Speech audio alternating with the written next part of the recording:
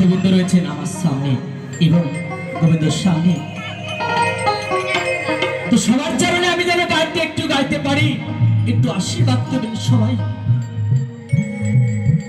আপনাদের আমি একটি এলাকার ছেলে, তাই আমি গানটি গাইছি। আমার মা সর্বজনপ্রিয়, আমার পিতা মাতা, তাই আমি গানটি গেয়েছি শিববাড়ি মহাশ্মশানে এই বছর, তাই আমি গানটি গাইছি। শুনুন।